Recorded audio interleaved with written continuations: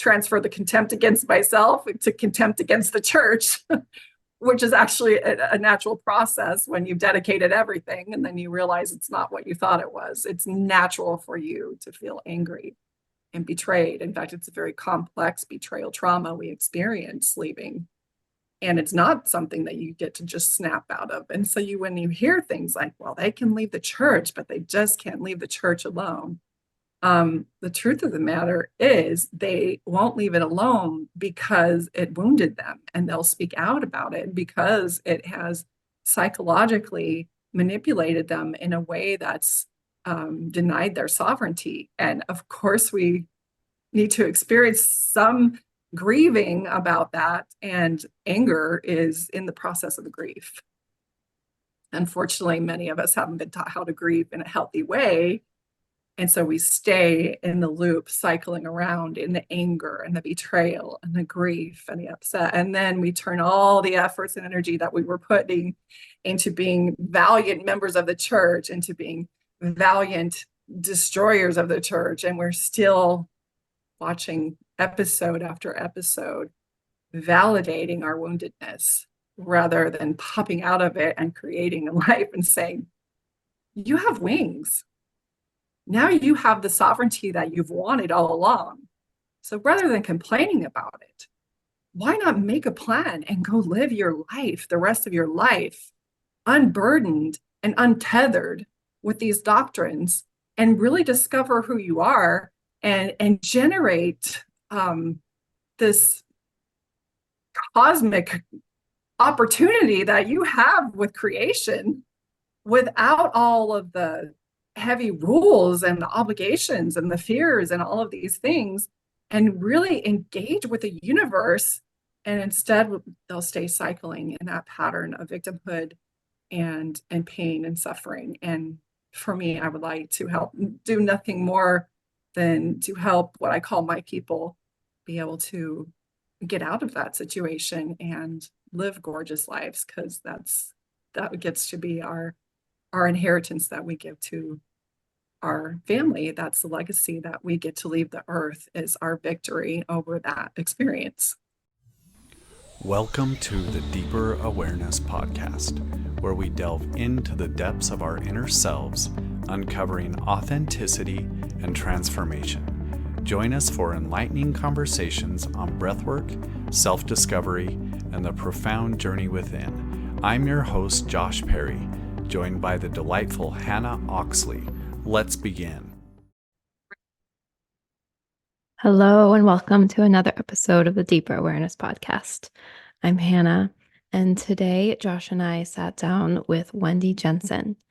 She is such a beautiful soul. It was so wonderful to spend time with her as she shared her story about how she left the Church of Jesus Christ Latter-day Saints, and what gifts that transformation, that leaving and finding a new life, and all of the emotion that goes on with something so life-changing, like leaving a church you grew up being in and being such a huge part of, and how she now shares her wisdom with people who are also leaving the church. It's funny, Josh asked me afterwards if I resonated with any of it, and I said, of course. Like, I, not from like the religious perspective, say, but just like the mind control aspect of it, I always find so fascinating, to just be aware of how strong our minds are and how we will create truths that might not be our own truth until we start to really peel back layers of beliefs that were placed onto us in order to find that real truth inside of us. So if you do resonate more with the church and the religious aspect of the story, I'm so excited for you to hear this episode. But for anybody, we talked about so many just inner work things of how to tap into your intuition, know what's true, and so many other great tidbits. So I hope you enjoy this episode. I know you will. Thank you and enjoy.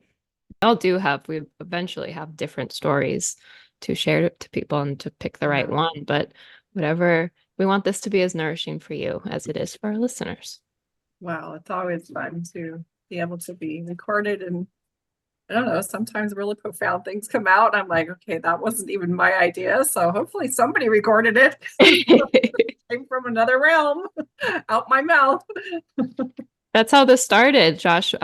He was doing my practice sessions when I was going through practicum for my breathwork certification, and then I did his, and we was just like, wow, we need to start recording those things, those profound things that come out of our mouths. And we started, and that's when we're like, we're already recording. Why don't we just put it out there and let other people listen? So like that's that trauma informed approach that we took. Like whatever we were afraid of, we made a little bit of room for ease and let that fear be there. And then we moved past it together and decided that those profound things needed to be heard by other people.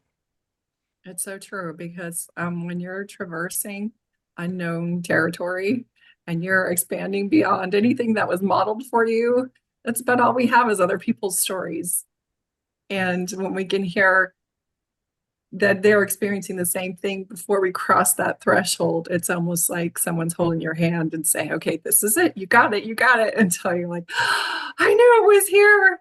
All I had to go on was the words of other people. And so that's why I love podcasts too, because they can help us navigate uncharted territory for ourselves. So Exactly. And I always say it's that authenticity that we hear through other people that really permissions us to be like, wow, they're just being their real self. I can just be my real self. And that takes that vulnerability and courage, but there's so much healing of that on the other side. Like, was it Josh, you posted something, I think, what was it? The antidote to shame is vulnerability.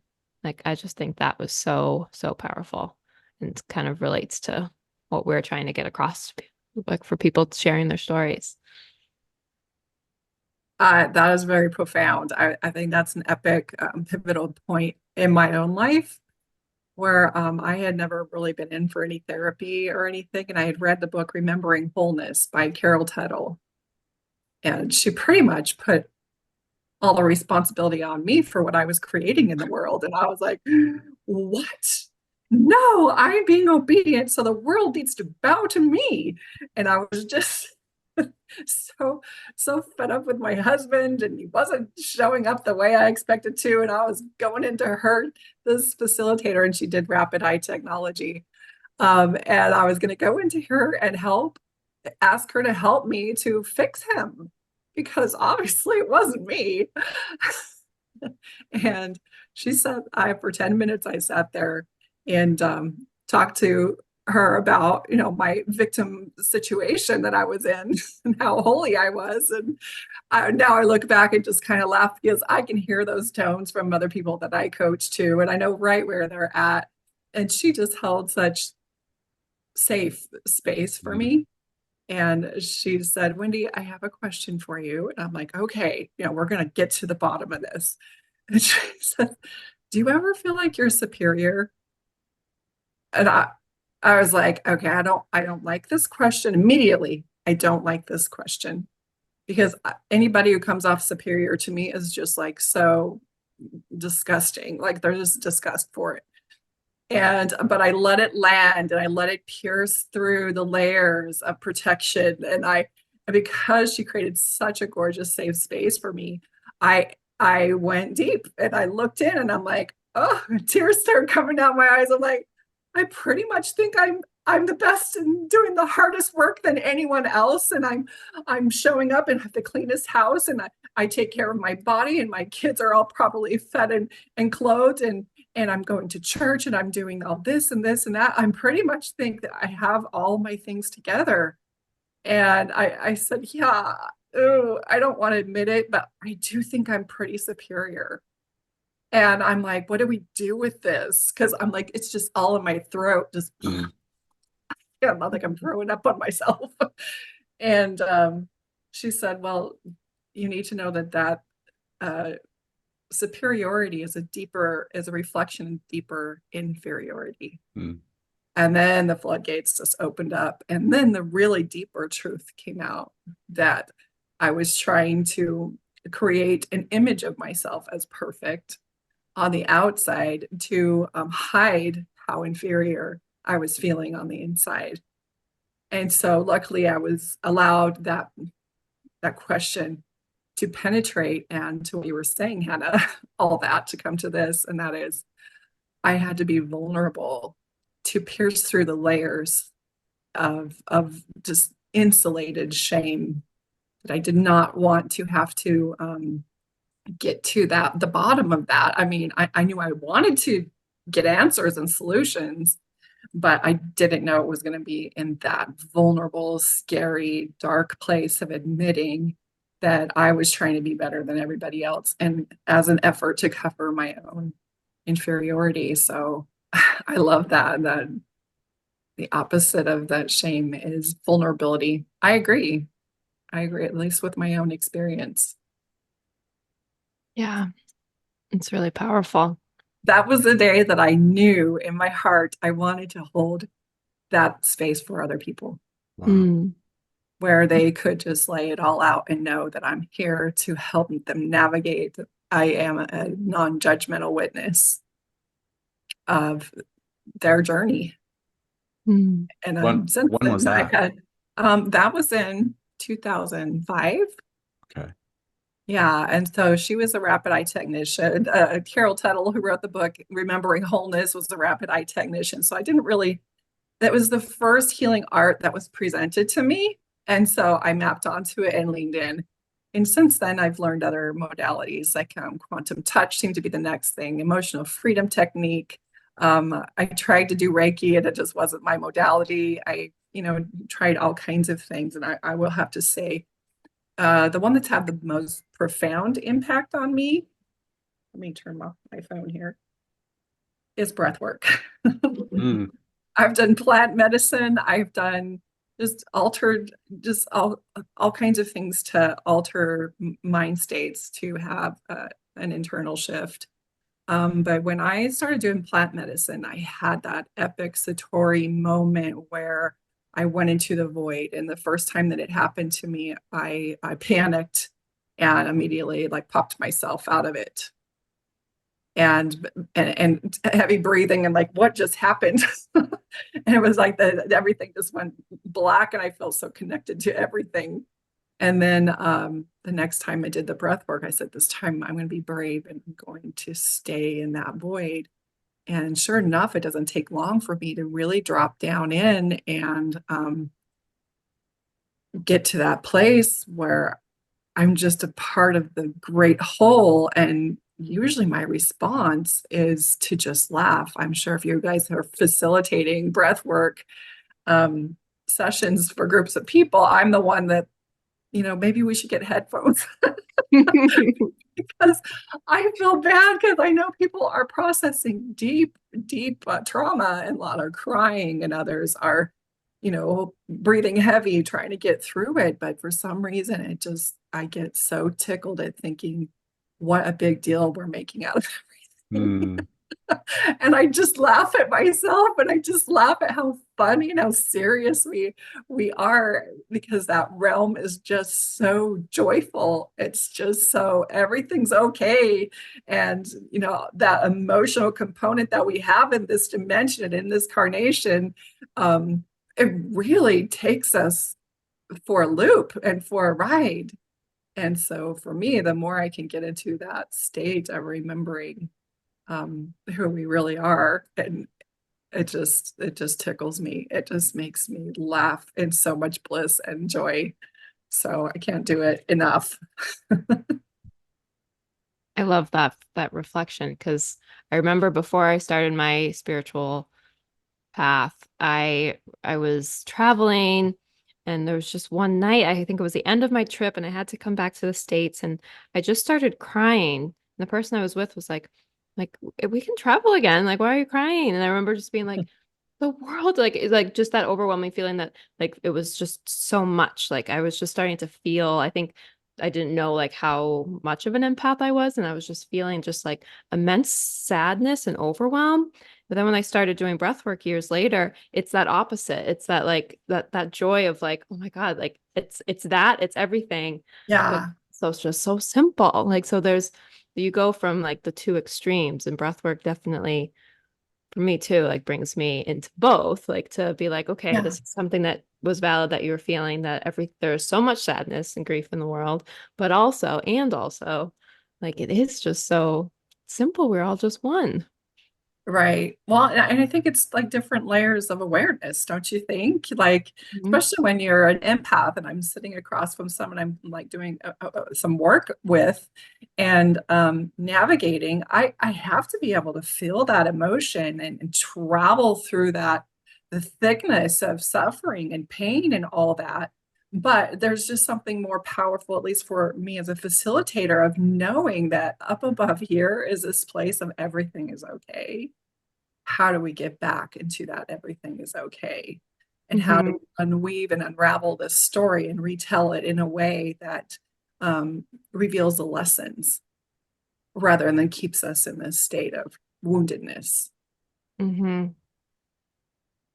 That's so good. I've thought a lot, and we've talked about this on the podcast of the spiritual path is it's easy to get caught up in the affirmations where we're kind of just going into pretend fake enlightenment because we're saying the right things, but without going deep Deep. into the wounds. It's like going deep, the deeper I've gone into those, now I can take that step back that you're talking about and hold. Mhm. It's like hold the presence that yes, I can see that this is really a lot for you right now, and we can move through it. It's not like all consuming, because when we can't see our way through it, it does feel like there's no way out, or I'm stuck, or Yeah. Well, and if you've interviewed people who have been, wanting to take their life and being in those situations, that's exactly what the biggest thing that they feel is I'm trapped. I have no way out of this. This is the only way out. And little do they know that they're right there at the veil, ready to pierce through. mm, And you hear stories like Eckhart Tolle or Byron Katie's story is one of my favorites too, where they're just in that state of deepest despair. And suddenly they have this epic download of what it's all about. And it's like complete pivot and they're able to climb out of it. And I- sometimes it's got to be hard to teach people because that cataclysmic moment is not what most of us experience. It's not like everything is dark and suddenly somebody turns a light on. It's more of this gradual, okay, now I see the wisdom in this experience. What's next? And so we're just in this continual state of doing your shadow work, so to speak. And I have to be honest, there's times where I wish I had that epic, you know, one time crash, but I know what it takes to have to get to that at rock bottom. And I don't envy that when I think of it that way. So, so can you take us back in time? And this can be childhood, this can be wherever you want to start. We just like to get to know you and your story, your journey, and you can fill in, you know, as much detail as you want to go into. oh goodness. Well, I will. A lot of it I process, so I really don't get stuck in the trauma very much. But in an effort for my story to be useful for others, I was raised very Orthodox in the Church of Jesus Christ of Latter-day Saints, seventh generation, and it was a very profound part of my upbringing. And we did all the things, and I followed all the milestones, and I was very obedient. My personality is um, as I do like things like human design, harmony is really one of the big things that I've come here to bring as a gift, not to learn. It's something I already knew and learned at some other point in my um, lifetimes, but it was a gift that I've come to bring here. So Mm. I try to be obedient, and I was a people pleaser. So sometimes it was not working it worked for my benefit when I was younger, because it saved conflict and chaos. And so I was the peacekeeper in the home, and I would go around doing my brothers and sisters' jobs and sometimes, so that when my mom got home, there wouldn't be arguing. And I was like the martyr, the one that would sacrifice to avoid the chaos. And I take on all these roles, of course, as a young child, completely unconsciously. And there's not anyone to blame other than this is just how I onboarded all the things I was experiencing. And so I was just obedient, very good, didn't live the tenets of the faith, and no sex, drugs, or alcohol, or any of the things, and dress modestly and all these things. And so I got married at 18, and that was like a 2 months of dating and 3 months of engagement. And then poof, I've married at 18, starting a family, and had my first daughter at 20. And as I was nursing her, as such an intimate experience with a child, and she's looking deep into my eyes, and we're just having that integrating experience that moms do when they have that chance to nourish their child in that such organic way. And I suddenly got really afraid of messing up and realizing the responsibility, the weight of the responsibility was on me at that time. And so with her, I just, because what I was taught was obedience was the key. And that's when I dug my heels in really deep into the doctrine. And I started a pathway of strict religiosity, and just scrupulous about how I was living the religion, because that was the only way that I knew how to protect my children from the evils of the world that I was told that were constantly at our doorstep. And so I really got toxic, like a mama with my hair on fire, and with the church and the gospel and the doctrines. And so I was a strict LDS mother, and just that's when it got so toxic. That's when I finally went into this facilitator I told you in the beginning, and was ready to get some more tips on how I could fix everybody. And then that's what sent me, after 5 kids, that's what sent me into the journey of self-discovery and self-awareness. And I realized such profound benefits just from that one session, that I realized there was so much more inside of me. Little did I know that 20 years later, I'd still be investigating, okay, well, what's this belief, and what's this childhood thing, and what's this going on? I thought maybe if I did a good job of it for a year, I'd be done. No, evidently it's a lifetime thing. So that's when I started into rapid eye technology, and a lot of the energy healing modalities and things that were taught about energy, and the universality and the availability that it is to everyone did not align with the things that I was being taught at church, like about the priesthood, about the Holy Ghost, about some of these things that were deeply woven into the doctrines that I was taught. And so I realized I was going on to the periphery of the doctrine and scratching on there and just poking my head out a couple times, looking over there, trying to see what else is out here. And then I started to realize I wrote the Healing Questions guidebook, and I don't know if either of you have the copy of this. Healing Questions Guide is a 3-year project for me, and it's about somatic healing. And so what you'll find in there is you'll look up symptoms going on in your body, and a series of questions to ask the mind to start challenging the beliefs that are contributing to what's physically manifesting in the body. Wow. And so it's a great tool for people who just want to do self-troubleshooting in between sessions. And a lot of facilitators use it in their practice.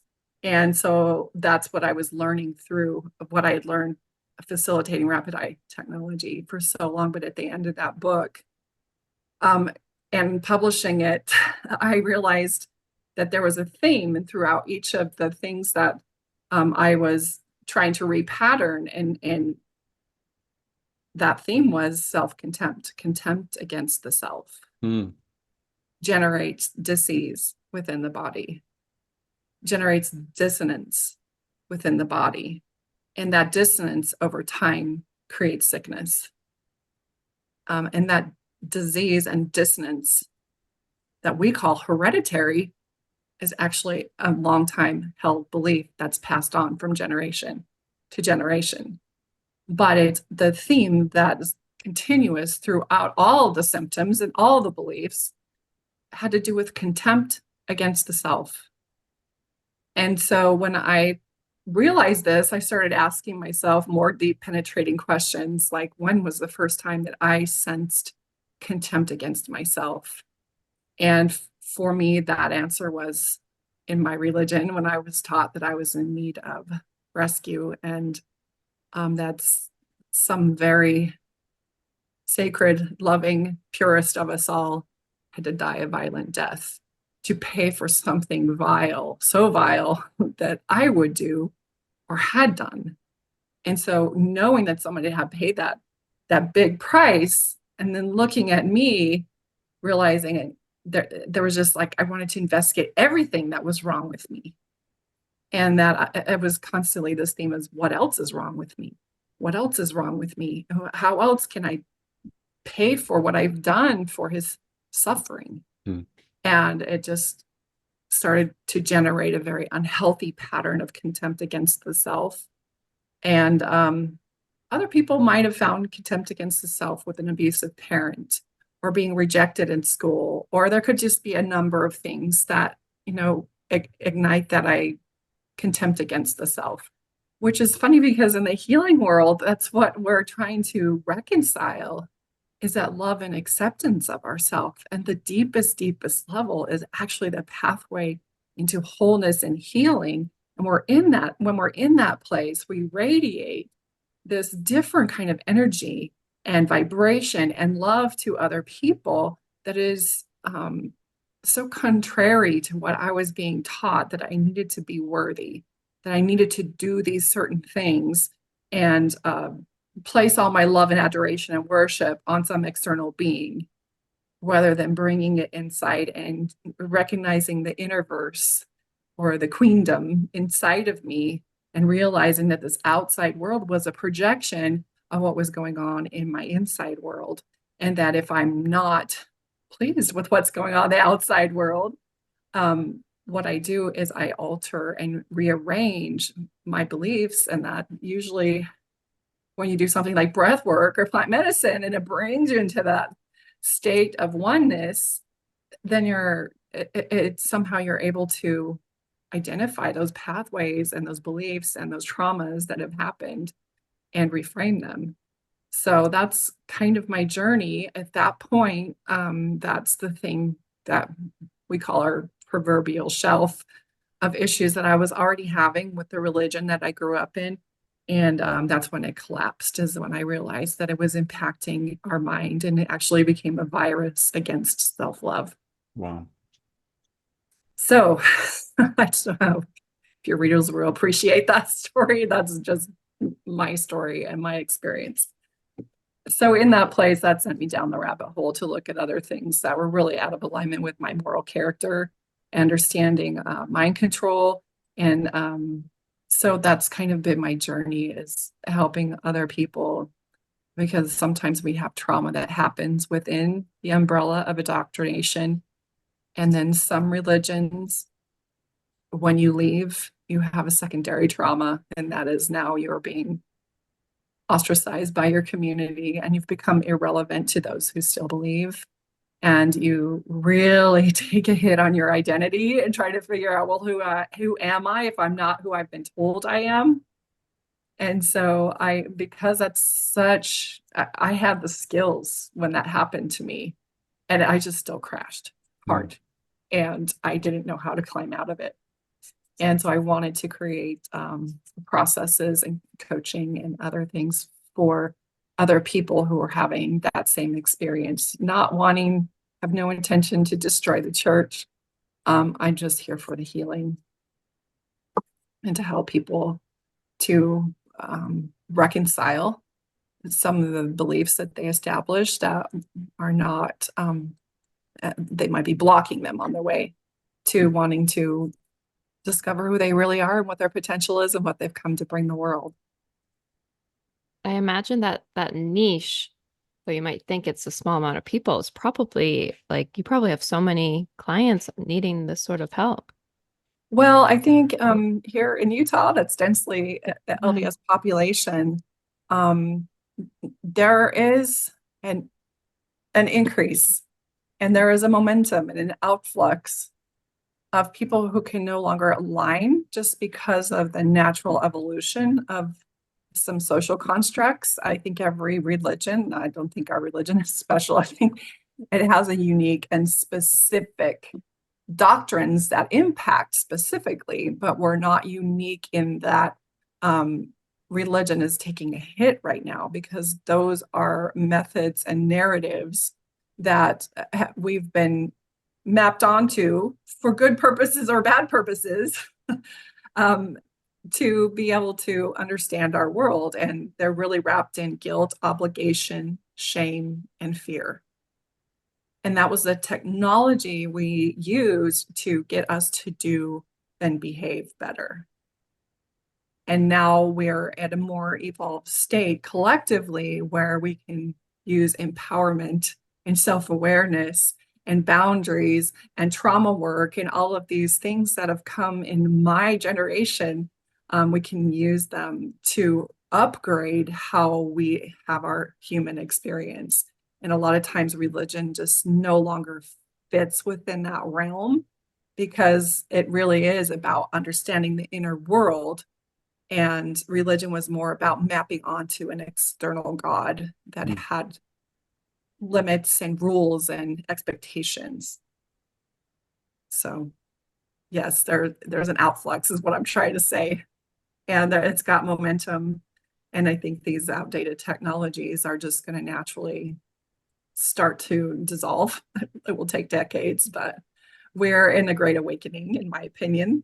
And there's just many young people whose minds are already, I don't have another word other than to say upgraded and ready to experience something other than kneeling in pews and, taking sacraments and dressing up in shirts and ties and claiming exclusive rights to God. It just doesn't fit within their wheelhouse anymore.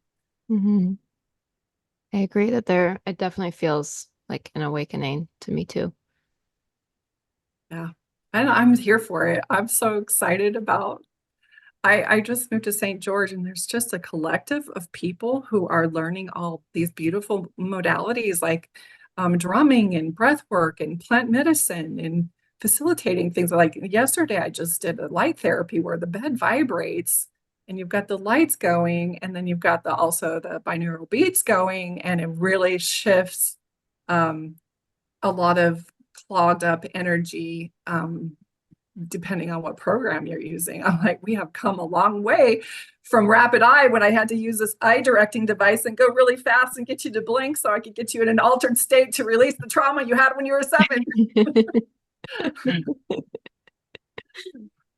Um, this when you were talking about contempt against within yourself or something, I couldn't think of the definition of contempt, and I was like, I have to Google that. I feel silly not knowing what that is, but then I was like, maybe a listener also is a no. So how would you define contempt? Just an aversion or a resistance. Resistance, yeah, Like a disgust is not the word, but just almost associated with an anger. for yourself, yeah. Yeah. So does Mhm. judgment fall in there? Like, how does judgment fit? Like self-judgment? Mm. Well, I think we're just going to be judgy beings. Like I wrote a blog once about judge me. Go ahead and judge me. You have total permission because you're going to judge me anyway. And that's more of a reflection of your programming is how you judge. And I remember when I was, deeply in my religion, I would go to take the sacrament with this earnest desire to not judge anymore because I started to realize I'm super critical. The superior girl is so critical. And so my whole goal was I'm going to take the sacrament, be renewed, and make this commitment I'm not going to judge. And I literally, I tell you, I handed the tray to the next person, probably a family member. And I literally just looked over and saw this woman's dress. And like, I can't believe she's wearing that to church. Oh my gosh. This is a really systemic problem of mine. And then I started beating myself up and saying, what's wrong with you? You are so mean. You're like a mean girl. What? And so it's just learning that inner dialogue.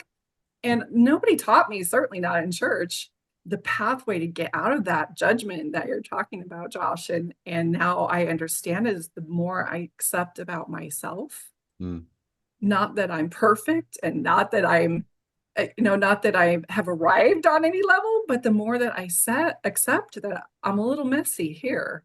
And I remember when I used to be judgy like that too. And I remember when I felt so desperate that I started doing manipulative things. And I remember that I was trying to express myself and I tried to dress sexy and get validation from other people. And because I've accepted all those weakened and desperate states rather than having contempt against them, that absorption of my self-acceptance is what caused me to look at other people going through those struggles, and rather than judging them, embracing it and say, look how gorgeous you are in this space. And I completely accept you. And so to me, that judgment transferred into awareness. And it doesn't have a signature of contempt to it. It's just, I see you, I know what you're doing. I don't know why you're doing it, but I know it's probably has something to do with, some trauma you've experienced or some environmental thing that you're doing. But I allow you to just be a human having your experience rather than needing my contempt and opinion on the matter. Does that kind of answer your question, or does I totally past it? That could happen. What phrases would someone experience that is expressing self-contempt? Like the beliefs or the thoughts? Really getting clear about your inner dialogue. I used just like a little notebook when I first did this. I used a little notebook. I called it my little black book. And on the front page of it, I would carry it everywhere, probably maybe just for a week. So it was not like something that became my daily practice forever and ever. But I just started listening to how I was judging another person, or I would listen when I was in I could notice that I was in a low vibrational state or heightened negative emotional state. And then I would pull out what I was feeling. It's just becoming aware of the feeling. Now, the emotion is a one-letter word.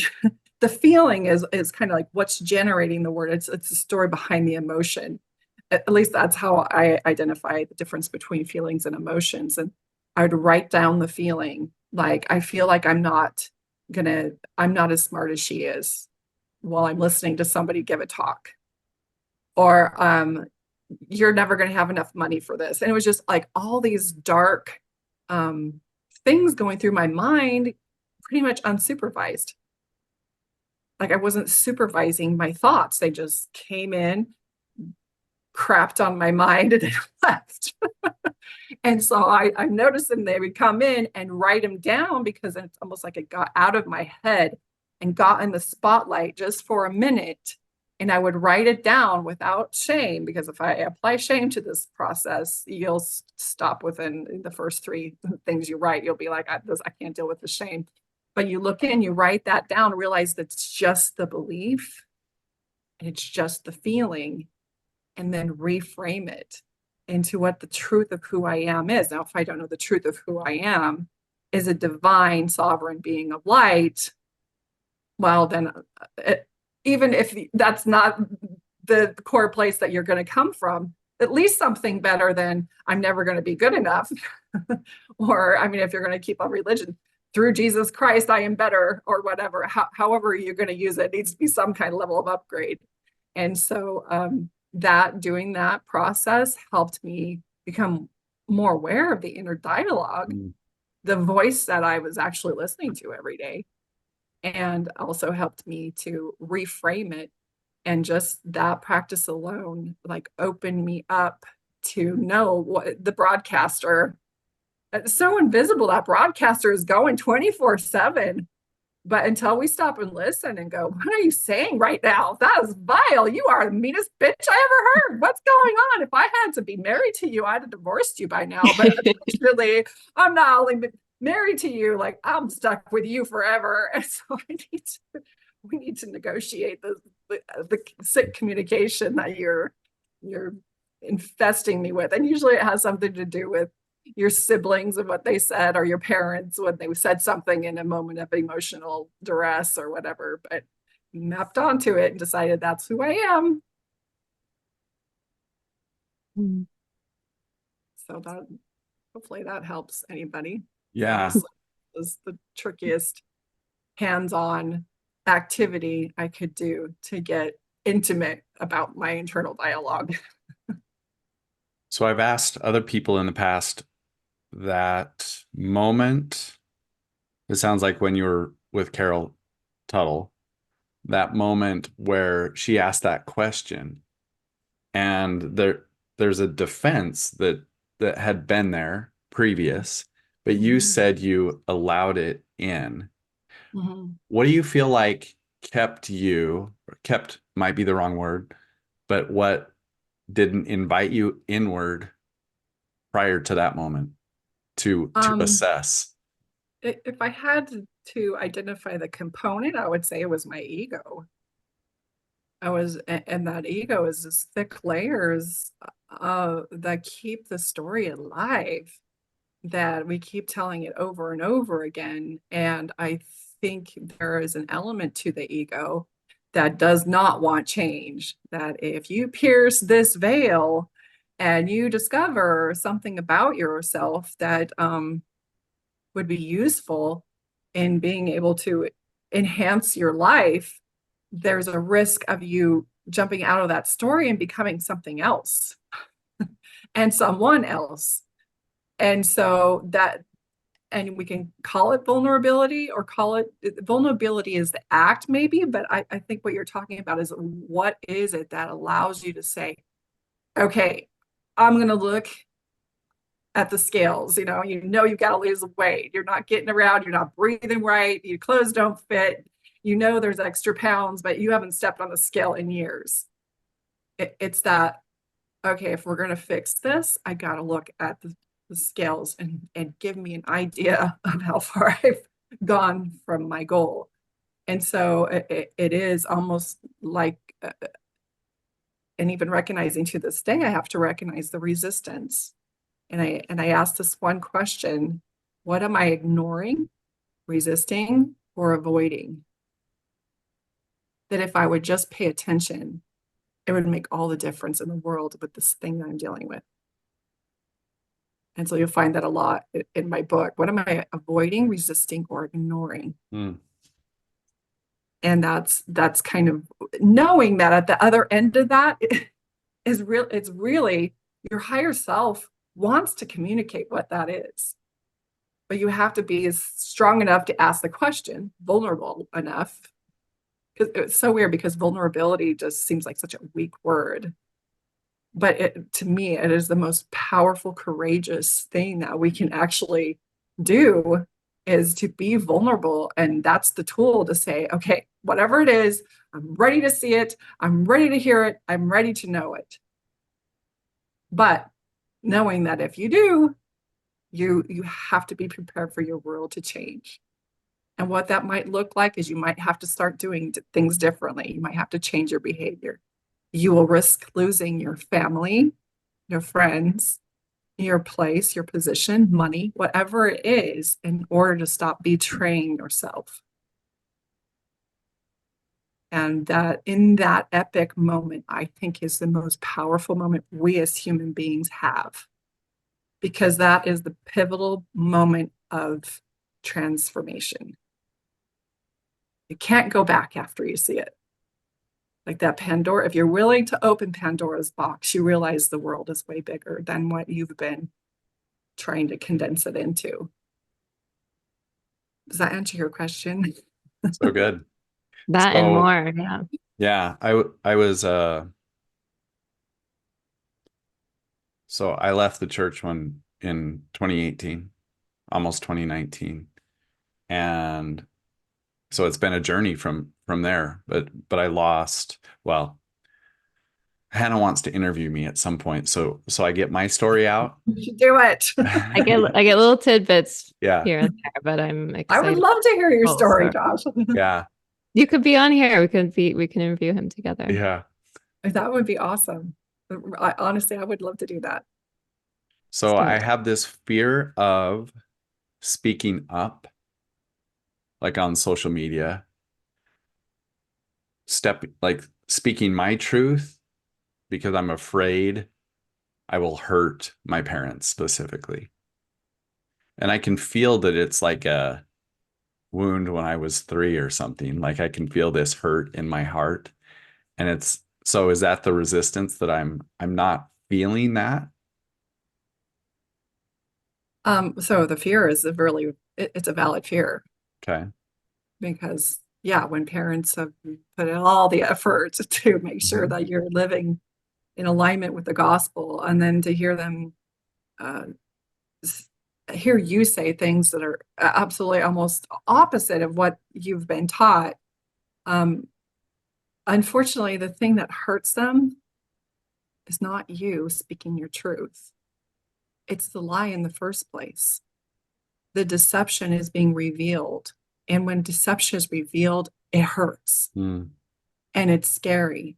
And if we haven't been taught how to process those things, which is likely your parents weren't taught, I know my parents were taught. Let's face it, I wasn't taught until I was in my adult years how to process that and look at that and say, what am I really hurt about? Is it the fact that Josh is speaking these truths, or am I hurt because if I go deeper, I find out that maybe I'm responsible for teaching him a pathway that was not serving him? And it sends them deep into a rabbit hole. It like catapults them, if they're willing to go, it catapults them down into that space of understanding. And so many people are not prepared, especially past generations, they're not prepared. They do not have the tools to process that. So all they can feel is all my efforts at keeping Josh on the straight and narrow have been destroyed, and he will go into outer darkness or into a lower kingdom, or whatever their narrative is going to be. He's going to go to this place, and we've lost him because that's the narrative they were taught, and they haven't been taught to go deeper past that. Because going deeper past that, it unravels the whole fabric and foundation of things that they've been taught. And the generations that are older than us, that can be so terrifying. But what value is there in protecting them? In our effort to protect them, we do not speak our truth. And you know, and I know that it is in speaking our truth that helps other people feel safe on a very scary journey. Right? And so now you're toggling, is it worth hurting my parents? Right. And at the very minimum too, like certain things, like my story is different, but just not wanting to make other people uncomfortable, like getting them into that, like that, trying to figure out their emotions, that kind of confusion. If they hear your story, it's like, for me, that's what it is. It's like, I'm making them uncomfortable because they don't know how to react, kind of thing. So I'm sure that's present with you too. It was, until I understood that comfort is what keeps us stuck. Right. And until I realized that it was until that facilitator asking me a terribly uncomfortable question, and in a space of safety. So I realize right now, in the world that I'm in Utah, there's an epidemic of angry ex-LDS people. Mm. And a lot of times they'll express their disdain or the trauma that they had within the church with an undertone of anger. And what made it very valuable for me to be able to be willing to go to the uncomfortable places was that I was in safe space. And so when I feel energetically that anger underneath somebody who's expressing what's truly wrong, they're speaking the truth, it doesn't land the same. And so I'm not saying if you say it lovingly and you know that you've processed all the anger underneath, that your parents are, or those that don't subscribe or who are afraid to hear, doesn't mean they're going to absolutely shift. However, when they see that you do resonate in a space of authenticity and love, it does create cognitive dissonance. And is there anything more precious to offer another person than cognitive dissonance out of a programming that is limiting them? It's a gift. That's such a good quote right there. That is the best thing you can do, is to cause them to have that discomfort grade up against their beliefs that are keeping them bound. So that's how I see it. I don't know if it's right or wrong or whatever. That's just how I see it. And so the better I get at being able to deliver without the contempt underneath, because now I've transferred, I noticed for me, I transfer the contempt against myself to contempt against the church, which is actually a natural process when you've dedicated everything and then you realize it's not what you thought it was. It's natural for you to feel angry and betrayed. In fact, it's a very complex betrayal trauma we experience leaving. And it's not something that you get to just snap out of. And so when you hear things like, well, they can leave the church, but they just can't leave the church alone. The truth of the matter is they won't leave it alone because it wounded them, and they'll speak out about it because it has psychologically manipulated them in a way that's denied their sovereignty. And of course, we need to experience some grieving about that, and anger is in the process of the grief. Unfortunately, many of us haven't been taught how to grieve in a healthy way. And so we stay in the loop, cycling around in the anger and the betrayal and the grief and the upset. And then we turn all the efforts and energy that we were putting into being valiant members of the church, into being valiant destroyers of the church. And we're still watching episode after episode, validating our woundedness rather than popping out of it and creating a life and saying, you have wings. Now you have the sovereignty that you've wanted all along. So rather than complaining about it, why not make a plan and go live your life, the rest of your life, unburdened and untethered with these doctrines, and really discover who you are and generate this cosmic opportunity that you have with creation without all of the heavy rules and the obligations and the fears and all of these things, and really engage with the universe. And instead they'll stay cycling in that pattern of victimhood and pain and suffering. And for me, I would like to help do nothing more than to help what I call my people be able to get out of that situation and live gorgeous lives, because that gets to be our inheritance that we give to our family. That's the legacy that we get to leave the earth, is our victory over that experience.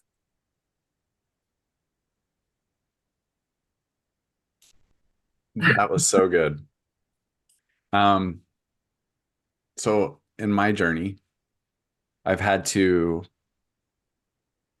discover a relationship with anger, because in the church, anger was bad. Mm-hmm. And then crying was weakness for a man. And so there was no space for grieving. So I can see how easy it is to stay stuck, because no one has created a space for those feelings to be valid and honored and welcome. And that's been the last maybe 6 months for me of really diving into, well, one of my mentors, I was moving through some deep hurt, and I would say, I'm angry and like sad and there's like a longing, and she said, your grief makes so much sense. And I was when she labeled all of my feelings as grief, something shifted in me that I was like, oh, I have a shit ton of grieving to do here that I didn't know was grief. Yes. We haven't been taught how to identify grief because we think grief is something you experience at the loss of a loved one. Mhm. But in reality, grief is a state that we experience when we lose something that we loved that is no more. And like we can't bring it back. And so it sounds weird to say, I'm grieving my experience in the church instead of the church messed me up and I'm so angry. No, it's actually a stage of grief that offered so much safety and it made so much sense and it gave you an identity and it gave you a space to express yourself and it gave you you follow these rules and you get to heaven. I grieve the simplicity of that and I can't go back to that because I know too much now. And so yeah, I grieve the simplicity of my religion, but I would never go back. As hard as it is to navigate my inner world and to try and understand the laws of creation as they're available to everyone, I would never go back to believing this simple, certain gospel that I was taught growing up. But I miss my Relief Society sisters. It was woven into every aspect of my life, to how I spend money, how I wear my clothes, what I eat, what I drink, what I do on Sunday, what I do on Wednesday, what I do every morning of every day, and how I operate and how I think about everywhere I'm going. And as you're extracting that, the process of extracting it out and renegotiating those things, using your sovereign mind and your own conscious and your own critical thinking, you realize how much, as you pull that thread to the tapestry that you've built up until that point, you realize that tapestry is fundamentally just unraveling and you don't know what's going to be at the end of it. And my experience is at the end of it is a very small piece. But that little piece is you. That little piece is the uncontaminated you. It's the brave you. It's the vulnerable you. It's the messy you. It's the loving you whose compassion was exploited. And you can work with that. And now you get to build a whole new tapestry that feels authentic to you, because now it's going to go through a whole new process before you onboard it and weave it into your fabric. You're going to be more scrupulous about who you're letting in, what you're letting in, what you're going to map onto, what you'll attach to, and what you're going to hold loosely. And so you're just doing it with more ability to discriminate the ideas that are imposed on you rather than just absorbing them. Thank you for all that. That I can feel healing happening just in your words. Oh, good. Good. I love to have these conversations. I think they're so important. They really are. I'm glad you're doing this podcast and you're getting it out there and getting over your own fears about, being seen and being heard and doing it right. And Yeah.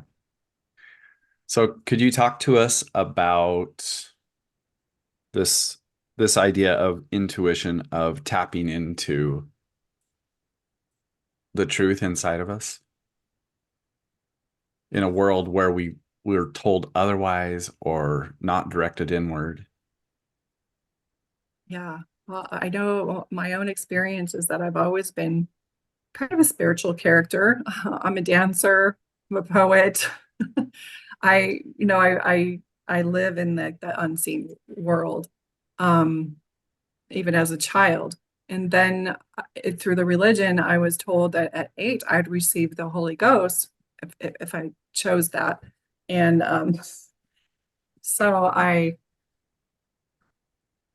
really took it seriously when my dad laid his hands upon me and gave me the Holy Ghost. Um, I honestly didn't feel any different when it happened, and I understand why now. But it did give me the idea that that presence is in me. Unfortunately, I was also told that it's only there when I am worthy and when I'm obedient. And I was also told that that intuitive gift would never cause me to leave the gospel, the church. And so I was taught at a very young age that I had that intuitive gift, that it would lead me and guide me and protect me. Um, but it got altered in the idea that it was given to me by the priesthood and that I had to be worthy of it, and it would never allow me to leave the church. So it got tampered with and warped while I was in the religion. And for most of the people that I coach, I would say one of the epic things that happens is a terrible violation to the intuition, because now you don't see how you can trust yourself. How in the world can I trust myself when I've believed all of these things and they sound like they made sense? And then, like, I can't trust my intuition. And so it's almost like a hard reset. You have to have that hard reset. And for me, being able to rebuild that is to listen to those voices and, again, take out a little journal and start saying, okay, is this my intuition or is it coming from a place of fear? If it's coming from a place of fear, not my intuition, it's probably my conditioned self. Another thing is this idea that I'm having that's coming through to me. Is it expansive? Does it cause me to ask more questions? Is it inclusive? Is it universal? Because if it's anything that's exclusive or special, or, only you can do it, or, it's going to make you famous or whatever, you can be assured that is the ego as well. And unfortunately, a lot of the doctrines that I was raised with were very ego affirming, like we were special. We were the chosen ones. The covenant path would keep us safe. And it was just all these exclusionary ideas that the ego feeds on, because it wants safety, it wants consistency, it wants certainty. And so that's my whole life. That's what I was getting from the doctrines there. And your intuition is a little different. It's expansive. You realize that it could operate for everyone, and that you're not special. You might discover you have a unique gift, but the minute you think it's yours and you're going to exploit it, it's not going to work for you. Because our gifts are given for everyone else. And your gift to speak the truth, if you're afraid to speak it, that's your ego. It's not, coming from that intuitive place. Your intuition is the one that's saying, Josh, say the things the people need to hear. And it's the ego that said, I will be rejected and I will hurt mom and dad. And I need to keep quiet and keep them safe. And so that gathering the intuition and strengthening the intuition has been an epic thing for people who are deconstructing to reconstruct their relationship with their intuitive gifts. And the more you practice it, the stronger it gets, the more you can trust it, the more you lean in. So for me in my life right now, I've been for a month in St. George, Utah. I don't have friends here. Well, I do now, lots of them. But I don't have, my children aren't here. My grandchildren aren't here. My mom and dad aren't here. I don't have a boyfriend here. There's like, it's just me. But I knew that this is what I was supposed to do. And a pathway started to clear when I agreed to do it. And now I can see, within a month being here, I can see why I'm here. And I'm connecting with so many people that have helped me and who I have helped. And the ideas are starting to formulate in a more organic way that's not, it doesn't have desperation inside of it. It's more of coming from an inspired place. And it's taken me a while to reset that and follow and get in the flow and be really observant about what are my motives. And if my motives ring true to my values, and so those intuitive ideas, those expansive, scary ideas, probably the ones you need to lean into. I just posted on my Facebook the other day. It was the cutest thing. It's this man all dressed up in his clothes and he has a suitcase packed and he's running determined into the ocean. And it's like, all I know is that now when I hear that voice, if it does, even if it doesn't make sense, I'm doing the thing. And once you've mapped onto it and you feel like you can trust it again, I don't want to be without it. And it's not a matter of me being worthy. It's a matter of me knowing how to access it. It's not a matter of it being bestowed upon me because I've a special religion and the priesthood gave it to me. No, it's innate in all of us. We have access to this. And one thing I've also noticed too is that not all of us develop it in the same way. It's just like meditation, this is how you meditate. Well, it might not be how you meditate. And I've also felt in the body, we each have a different complex body and we're made differently. Some people feel that intuition in the gut. Other people feel it in the heart. Other people have it in the mind. Other people have like a whole body resonance with it.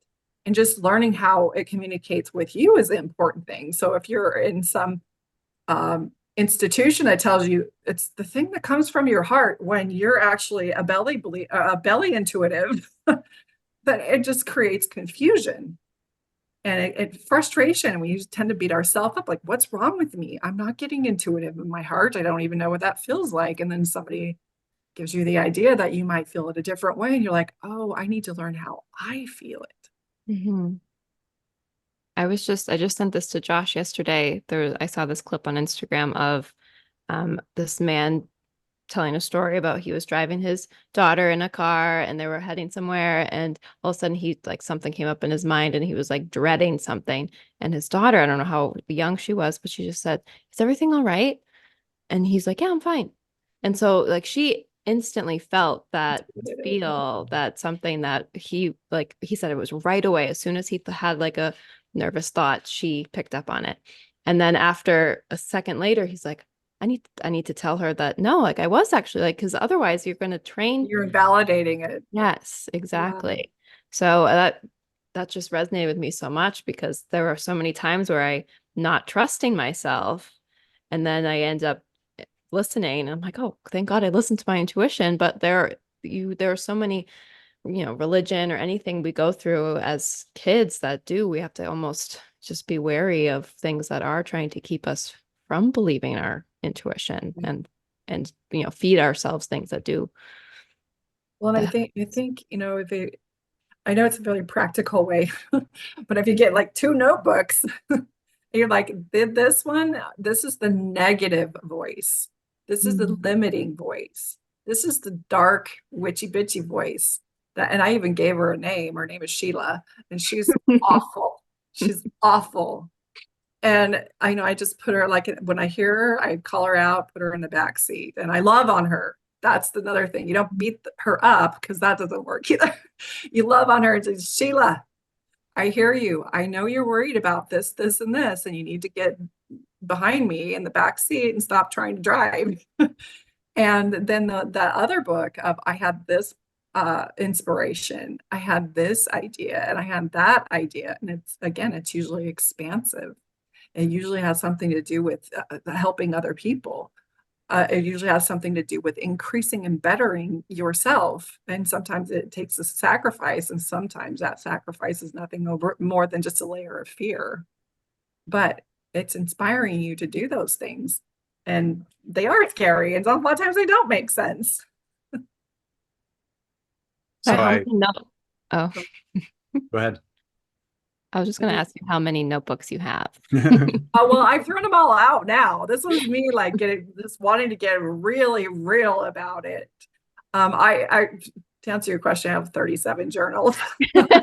But those nasty notebooks, like I'm done with that. Now that I can sift through it in my mind on my own and I hear it, and that was just the rudimentary way to try just sift through my mind and get really clear.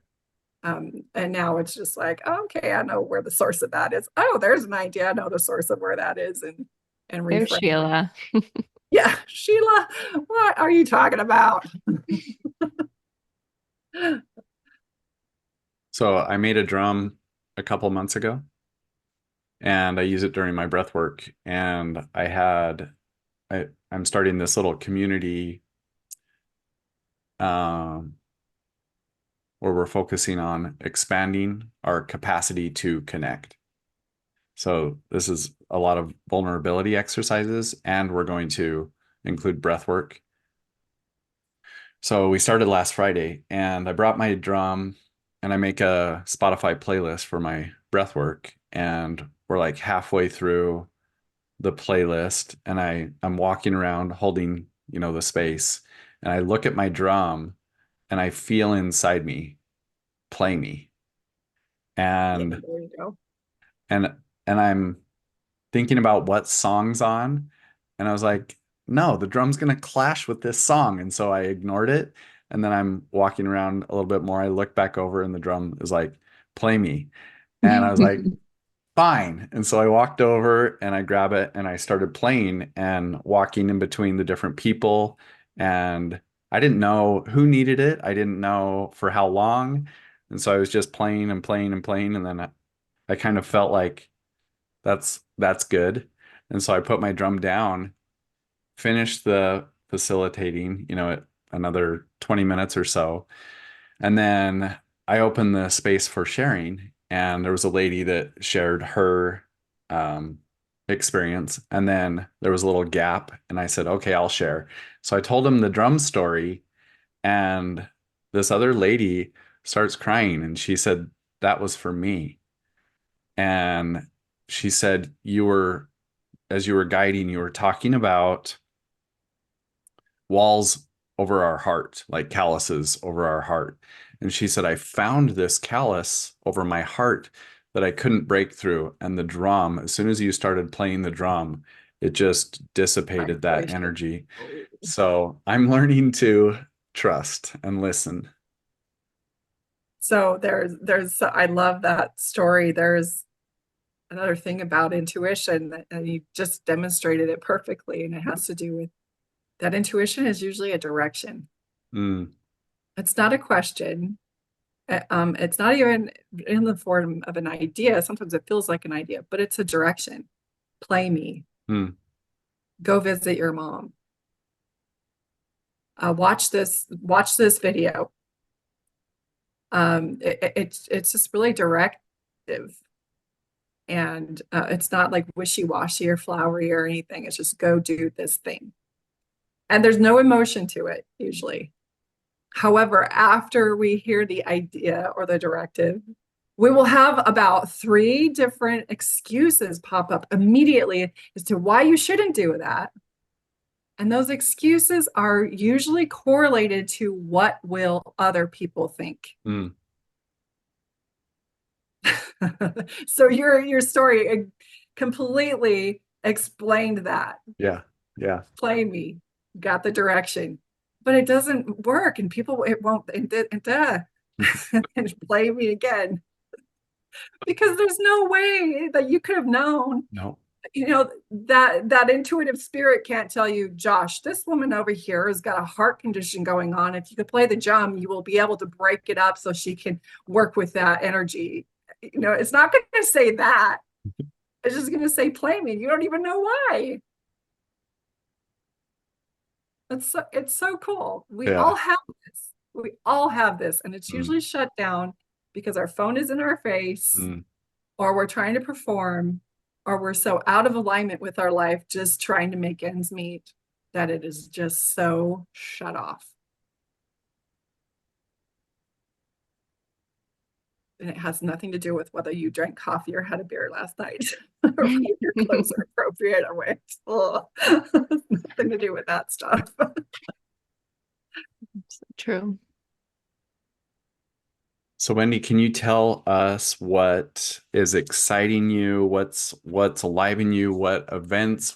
How are you like? So you moved to St. George. Yes.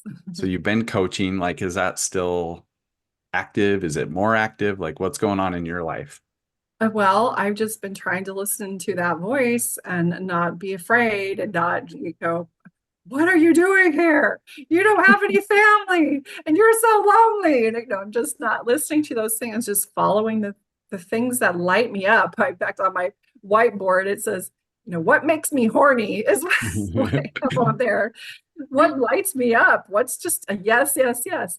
And so a yes, yes, yes for me has been, go ask this girl out for lunch. Go ask this, her on Facebook, but you've never met her. Go out to lunch with so-and-so. Okay. So I've been going out to lunch with a lot of people. And then when I go out to lunch, then they introduce me to other people. And I've just generated this network within 4 weeks. I'm not kidding. I've generated this network of powerful women with healing gifts. And it's like we are all having the same message together and to support each other and to make our gifts available, because a lot of them are still like under the radar and they're not in any haven't developed a marketing platform and not getting out there because they're the healer type. But so what excites me is being able to, what's just freshly in my mind is having a gathering place for those people who are feeling that call, and to be able to do some spiritual masterminding or just some spiritual thinking tank, if you will, and come up with ideas on how not only can we support each other, because a lot of times you're on that journey all by yourself, but two, how can we help and support the community? And so that makes me horny, so to speak. It lights me up. And so I am going to be launching my Healing Questions guidebook, because I love that book. It has momentum of its own, and it's kind of a little child that I gave birth to in 2015 and have been feeding it breadcrumbs, but somehow it grows anyway. And it's an international seller. And I'm like, okay, well, maybe I'll take it serious. But also podcasting, I think that lights me up. Just being able to get the voice out and to be a voice of reason for people who are feeling this shift and they're starting to awaken and they're applying that vulnerability and they're piercing through their paradigms and they're getting to this place of, where do I go next, or what do I do next? And what I think is so cool, and this is how I know you're in an authentic spiritual growth, is that a coach or a leader or somebody will not direct you to them. They will direct you to your community after they direct you within, and completely give you permission to be the sovereign of your own journey, the sovereign spiritual journey, and the psychonaut of your own inner verse.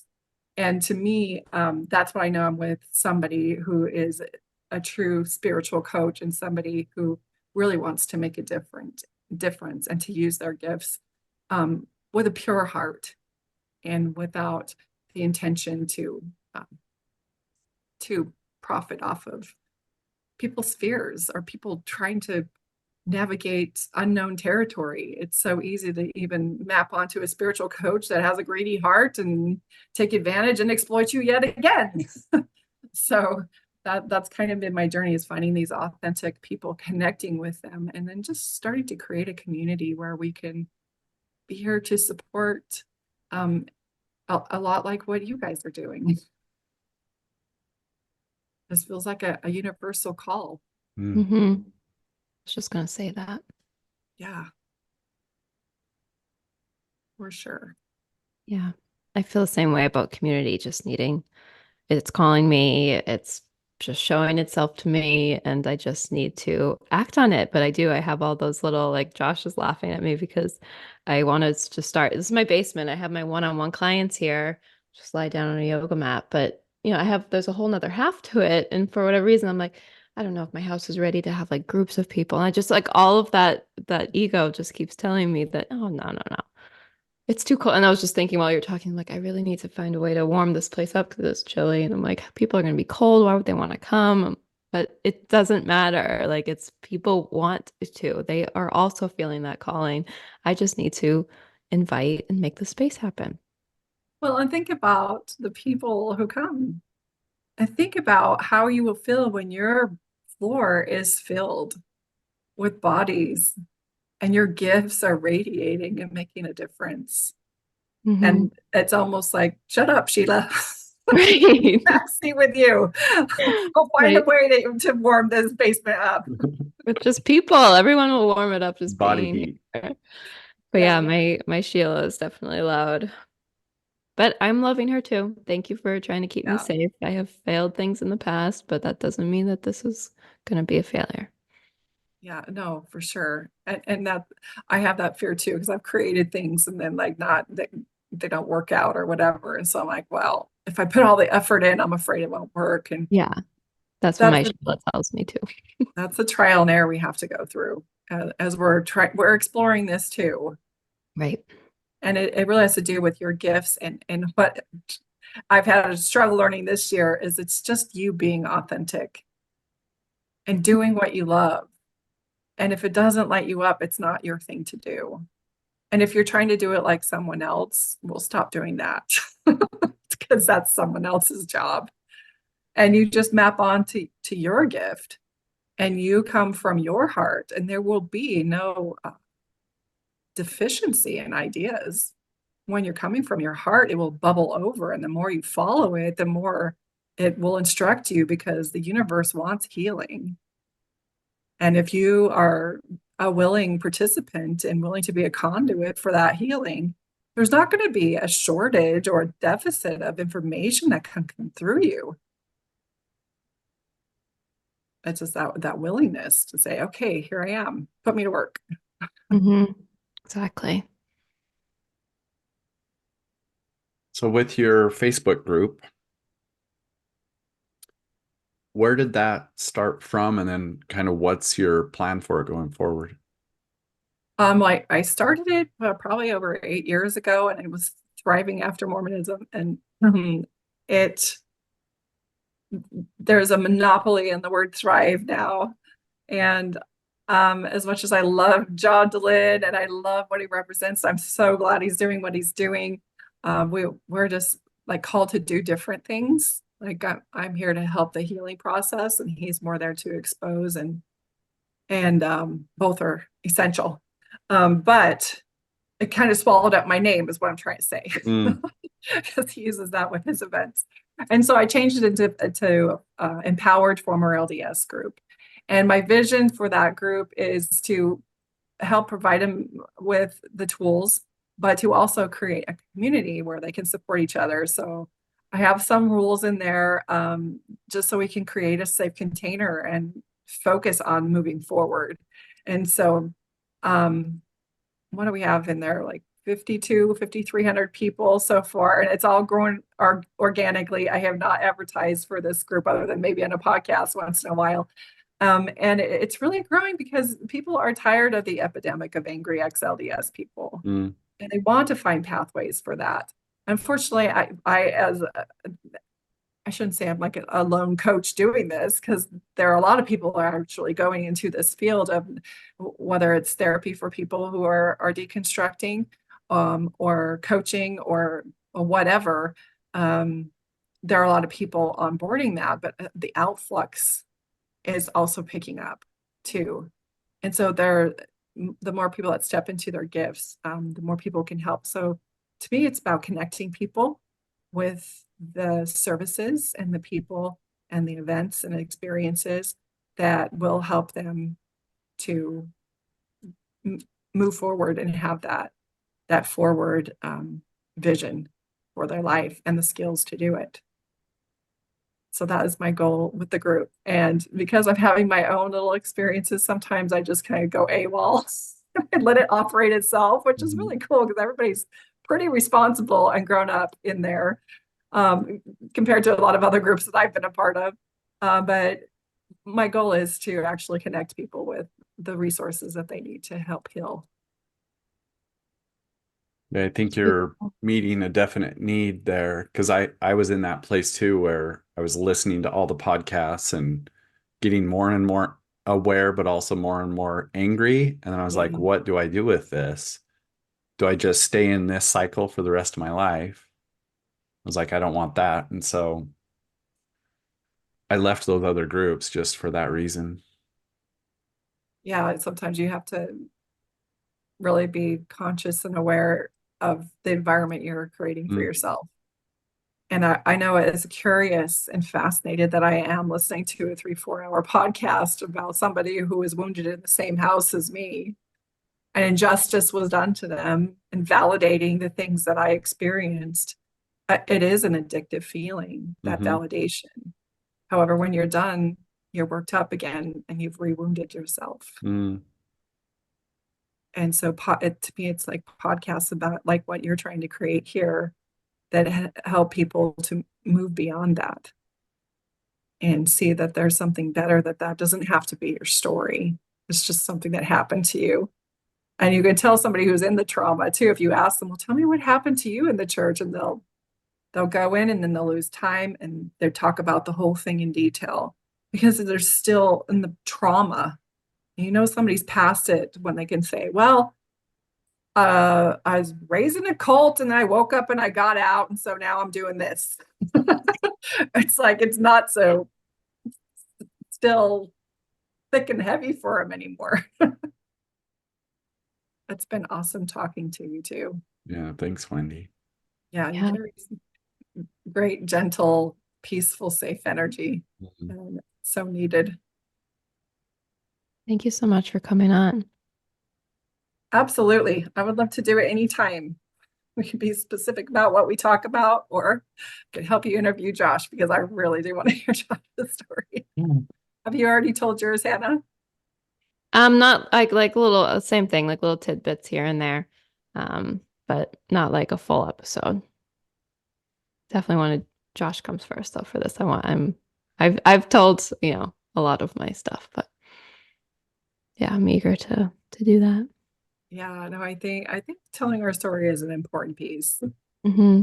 It really is. And it's especially powerful when we can share ways that helped us get out of it. Hmm. And it gives people hope who are just barely waking up to what's happened to them. And they're just in this state of turmoil. And they're just like, I don't know what to do or where to go from this place. I was not taught where I'm supposed to go once I hit the borderlands. Mhm. So it really helps to hear other people's stories, especially when they end in victory. Hmm. Absolutely. Yeah. Well, we like to end with you sharing a little message of what you want to our listeners and the world to hear. It can be anything that comes to you today. Well, I have shared this on another podcast where they're going to generate an entirely different audience. So I would love to share it with you and your audience. And it's basically, in a nutshell, the things that I learned by being raised in a high demand religion. It wasn't until I discovered I was being deceived by the source that I was conditioned to trust the most that I learned to trust the voice within.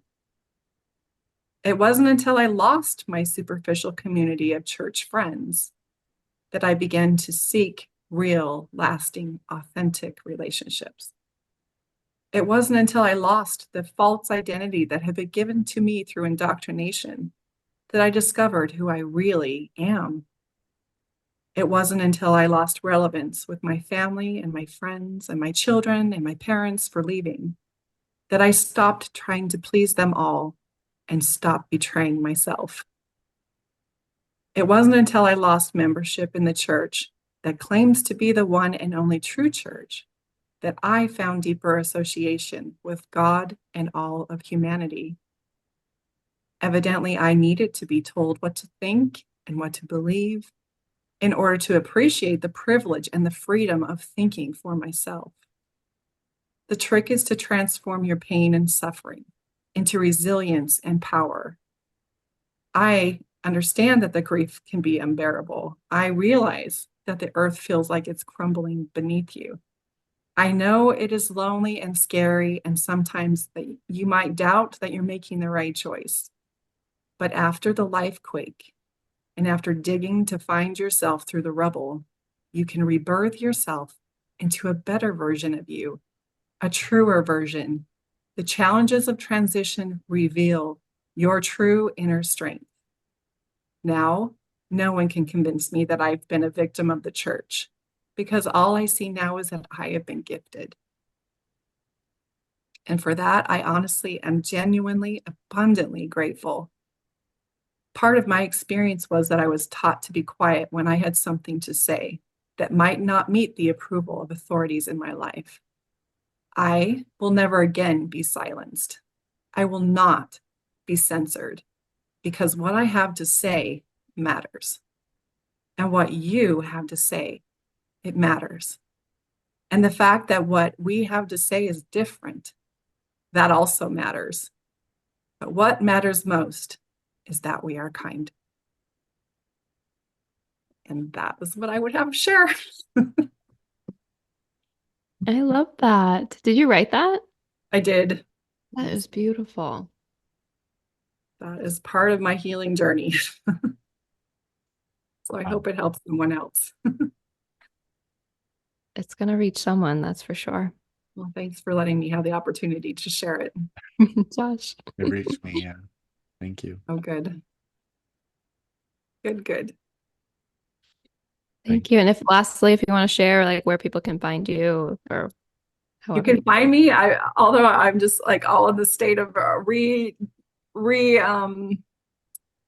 Planting. branding myself at wendyjensen.com. You can also find my book, The Healing Questions Guide.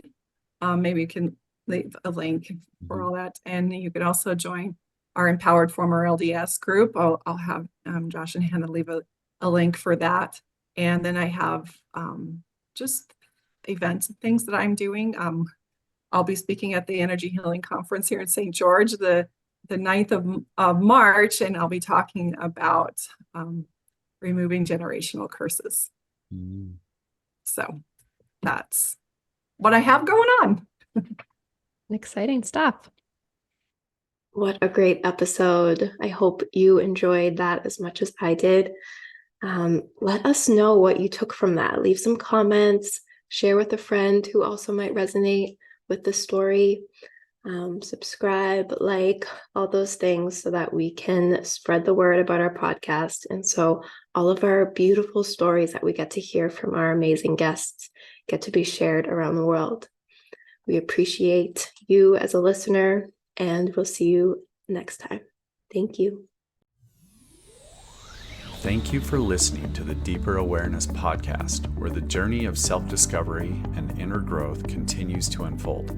We hope this episode has ignited a spark within you and inspired you to embrace a more conscious and authentic existence by looking within. If you enjoyed today's conversation, be sure to subscribe and stay tuned for upcoming episodes, where we'll continue to explore the transformative power of breathwork and emotional healing. Continue the conversation and stay connected with us on Instagram. Follow at Deeper Awareness Podcast to receive daily inspiration, valuable tips, and updates on our latest episodes and offerings. We'd love to hear your thoughts and insights from today's show, so feel free to share them in the comments below or tag us in your posts.